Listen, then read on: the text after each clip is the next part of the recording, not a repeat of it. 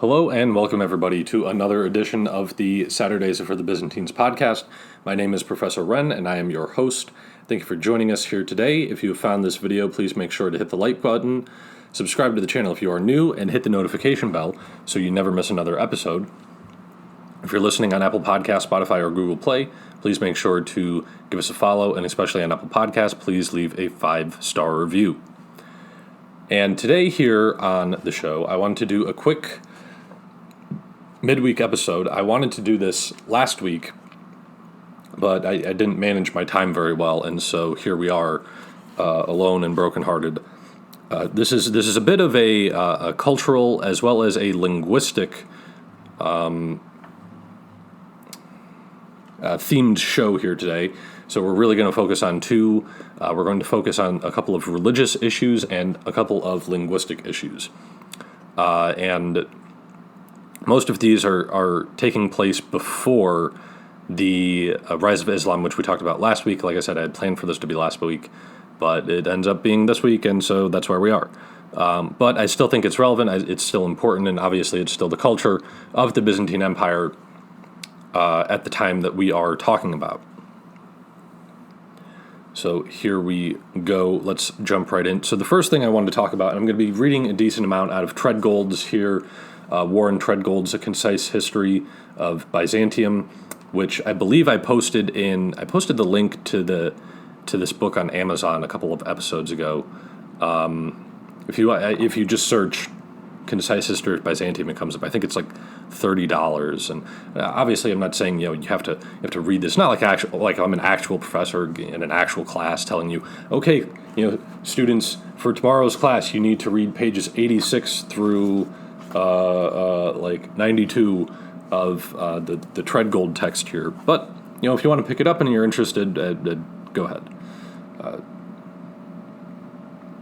So we're going to start off here talking about, like I said, this is going to be split into religious issues and linguistic issues. So I'm going to start here with the religious issues. We're going to talk about the only real remaining heresy in the Byzantine Empire at this point in time. Really the only, I shouldn't say the only, but in the area of the world that we're talking about, the only real relevant Christian heresy left is still monophysitism, or as we talked about before, kind of morphing into miaphysitism. You can go back and watch our video on what is Oriental Orthodoxy. That'll give you a decent explanation and breakdown as to how the monophysite heresy continues on into the future.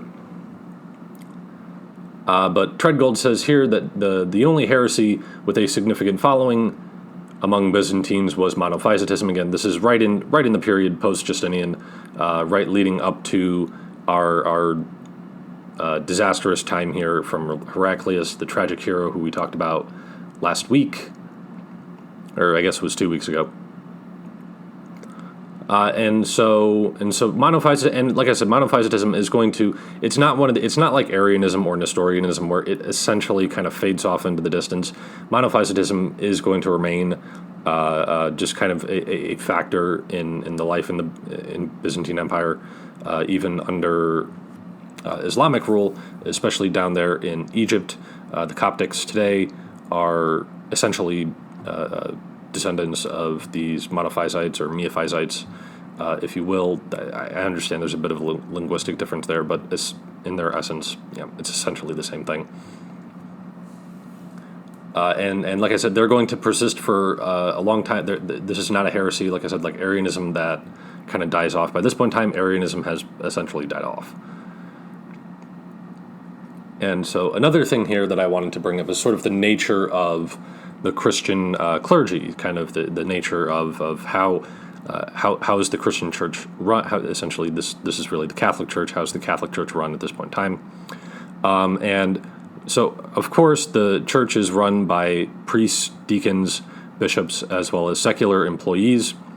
The way, if you're not familiar, the way a man becomes a Catholic priest is by entering what's called a seminary. I'm just covering all our bases here because I understand perhaps some of you are coming at this from an irreligious background and you may not know. But so a seminary is like a college where you go for priest training, and before a man becomes a priest, he'll become a deacon, which is sort of like your priest training. These days, the last 6 months of your priest school is you get assigned to a church and you help the priest out there, and that's kind of like your practice for the real thing. Although in the past it was not. A number of these positions could have been done in your local church, like deacons and subdeacons. I believe you didn't have to go to seminary for that, but you would have to go to become a priest. And then a bishop is just the priest who is in charge of a certain number of parishes within a certain geographic area. And as Treadgold says here, this is on page 86, as bishop and priest gained a measure of comfort and certain position in society, some aspiring clergy began to pay bribes for their ordination, despite a long-standing prohibition of any such payments as simony. So simony is the buying and selling of church offices. And this is prohibited by the church, but there were issues, just because we have a rule about it doesn't necessarily mean that people follow the rule. And this is going to be an issue in both the Eastern and Western churches for a while here. If we're doing a Western medieval podcast, or lecture series, which I would like to do at some point here in the future, I would spend a good deal more on simony, as well as I believe this is more of an issue in the Western church, but what's called the investiture controversy, which is, to put a very short summary on it, local secular nobility and kings appointing bishops to vacant episcopal seats. So basically a king picking a bishop instead of the church appointing a bishop. Obviously, the church wants to have their own say as to who is who is in the magisterium of the church, and they don't want secular powers having a lot of authority over that. But that'll go on in both East and West for a long time.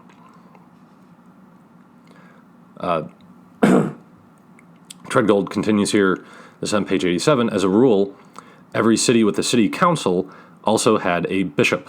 A bishop of the capital of every civil province had the title of metropolitan or archbishop, with jurisdiction over the other bishops in his province. So to kind of give you, so sort of an idea here would be in Syria, for example, you would have you would have a patriarch in Antioch, but I don't know, let's pick a city, Edessa. Edessa might have an archbishop, and the archbishop of Edessa was the superior to all the bishops in that region of Syria. I don't know if Edessa necessarily had an archbishop. It's a prominent city. I'm using it as an example. And Treadgold also does remark that the church is mostly, almost entirely, getting its money from voluntary donations of members of the church. These are mostly private citizens, although sometimes you do have public servants who are giving money to the church with public funds. That's often frowned upon, but still, people will often remark, "Well, how terrible! Isn't it so terrible that the churches are?" Look at St. Peter's. It's so there's so much fancy stuff in it and so expensive. You could feed the poor with that. How many poor people could we have fed with that, right? And really, the response to that is, people gave money to the church to build places like St. Peter's and any other church, right? I believe St. Patrick's Cathedral in New York City was built by Irish immigrants, and individuals are giving their money to this project, right? They don't want the money to be given to the church and then have it used in something else. It's also worth noting that Judas, when the woman, I can't remember which woman it was, when the woman puts perfume on and washes Jesus' feet and puts perfume on him, and Judas says, "We could have sold that perfume for 30 days of silver and fed all these people with it." I always like to remind people, Judas did the same thing. We also see here in the during the reign of Justinian and in the sort of aftermath of the reign of Justinian, the final victory of Christianity over paganism. Now, paganism had basically been on its last leg for a long time, but there were still some residual effects of it going around, especially in terms of professors, university professors, or what we would call today university professors, largely because classical pagan texts like Aristotle are still taught in schools, and so oftentimes the people who are interested in teaching that stuff are going to be pagans themselves. But we see here, it says it here in Treadgold says this on page 89. Justinian banned pagans from teaching in universities, although it was not always enforced, in 529. And this was not a huge deal because Christian professors, I'm reading from Treadgold here, just going on the page a little bit, Christian professors knew the pagan texts as well as the pagan professors did and taught them in much the same manner, but Justinian did not want pagans themselves having a position of influence over, the minds of young people in universities, understandably so. It's a Christian nation, it's a nation with a state religion, and so it is against the interest of the state to have someone who is kind of opposed to that state religion molding the minds of the young people. I think that's perfectly understandable, especially if you're a state that's not operating under the guise of religious tolerance. And another interesting religious issue I wanted to bring up here was that Justinian also abolished the long-standing Roman practice of divorce by mutual consent. We might call that today no-fault divorce. So Justinian, well ahead of his time here, in terms of no-fault divorce, kind of became popular in the West. I would say in the late 60s and 70s, which has affected any number of people. Affected a large number of children. I had plenty of friends growing up whose parents were divorced, and usually it was the case of no-fault divorce. And as I found it interesting that first of all, that even the Romans would still have a legal no-fault divorce at this point in time when Christianity really prohibits that. But it seems that it was a hangover from the old Roman pagan system. But I just found that interesting. Treadgold in here also, I said that was the last religious note, but one last thing here is we also start seeing during this point in time kind of a split in traditions between Eastern and Western churches. For example,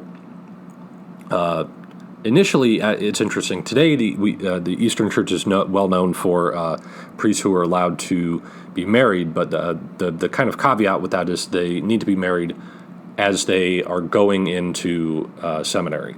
So a priest cannot get married once he's ordained a priest. He has to be, if he wants to be married, he has to be married before he enters into the seminary. But initially, actually, Western clergy were allowed to get married, and Eastern clergy were not. And then there's kind of a switch there, which seems to it's bubbling up at this point in time. Really cements itself in 1054. I don't mean to say that it would be irresponsible of me to say that this happened overnight, but you start seeing kind of the switching here going on. The Western Church, the Western Catholic Church, also does not permit divorced people to remarry. There is an annulment. An annulment is not the same thing as a divorce. An annulment, according to the Catholic Church, essentially says that your marriage was not valid to begin with. So it's almost saying that, like, the marriage never occurred. So just to make an example here, you have a married couple and one party wants children and the other party does not want children, and they come to a divorce because they're constantly fighting all the time, and they're both very upset because one person wants children and doesn't have them, and the other person is feeling pressured for because they don't want the children. But the Catholic Church would consider that to be in all likelihood a good case for an annulment, because part of what Catholic marriage is based on is having children. It's a very significant part of it. However, in the Eastern Church, there are certain circumstances where a divorced person is allowed to remarry. For example, if a couple is divorced due to adultery, the person who was cheated on is allowed to remarry, but the person who did the cheating is not allowed to remarry. So if you were the party who was cheated on, you are allowed to remarry after that divorce, but your spouse who cheated on you is not allowed to remarry after divorce. I actually kind of like that. I'm not totally opposed to that. I think that's good. But I would also imagine that adultery is grounds for an annulment, or at least you have a strong case for it. And so now I want to move on and just to kind of give a final note on that, right? So we start seeing a divergence in tradition between Eastern churches and the Eastern Church and the Western Church. Even though they're still united as one universal Catholic Church, we are starting to see a split there in terms of their practices and traditions. It's kind of the difference between dogma and discipline. Dogma cannot change, discipline can change. Now I want to move on to linguistics here. So during this point in time, we're really seeing, and it's already been happening ever since the fall of the West, this kind of linguistic split between East and West. In the West, Latin is still used, but it's kind of fading off at this point in time. It's really used mostly with the clergy, with some parts of the nobility. There are figures kind of in this point in time who are starting to lament. And when I say this, I mean priests, monks, who are lamenting the decline of Latin learning and usage among the new barbarian nobility. But some of them will pick it up, and then obviously just your everyday person who's attending Mass is attending Mass in Latin. So they do have, that it's a very rudimentary understanding of Latin, but they know enough to say the responses. But Greek in the West is going to basically become extinct. And Treadgold notes here on page 89 again, the only ones who commonly spoke Greek were the descendants of ancient Greek colonists in Sicily and southern Italy. So in Sicily and southern Italy, you still see a little bit of Greek remaining. However, everywhere else in the West is basically kind of gone the way of the dodo bird. And Sicily is very interesting because you get a real conglomeration of cultures between Greek and Arab and Norman and Latin, Roman. So there's a whole vast array of languages and cultures that are going on down there in Sicily. The Normans are a really interesting topic. I'd like to do a lecture series on that at some point in the future. And so you also kind of see during this time period, not that the classical pagan texts are totally ignored, but that they're not the main focus. There is much more of a shift to studying the Bible and reading Scripture, which is written in New Testament Greek as opposed to classical Greek, and so there's much more of a focus on learning New Testament Greek, or some people say Koine Greek, as opposed to classical Greek, and classical Greek is what the pagan texts are written in, Plato, Aristotle, etc. And so you do see in the West and in the East as well, Latin has basically, Latin was never incredibly widely spoken in the East. It was an administrative language, but it would not have been a language where people, on the street, you would have gone up to a shop and asked a guy for how much his peppers costs. That wouldn't be something you would speak Latin for.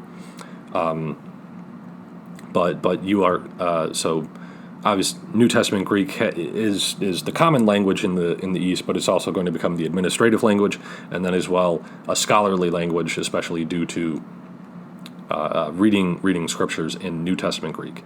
And in terms of the West, Latin really does carry on as a scholarly language, and it's mostly Treadgold notes in religious texts. But that makes sense because the only people who are writing in Latin are going to be Catholic priests and Catholic monks, who are going to be writing, in all likelihood, writing about religion, writing about theology. And so it makes sense that the way that Latin is preserved in the West is through religious texts. And I do believe... Hang on. Yes, I did. Yes, so that is all I wanted to talk about today. Just a couple of interesting notes I had there from this particular part of Treadgold's book here about language and religion here in the Byzantine Empire in the time period which we are talking about. Again, this is right before, and to a certain extent right after the rise of Islam and the rise of the Islamic Caliphate taking over half of the Byzantine Empire. So if you've made it this far in the video, please make sure to give it a like, subscribe to the channel if you are new, and hit the notification bell so you never miss another episode. If you are listening on Apple Podcasts, Spotify, or Google Play, please make sure to give us a follow on there and a 5-star review as well. So that's it for today, and I will see y'all next time.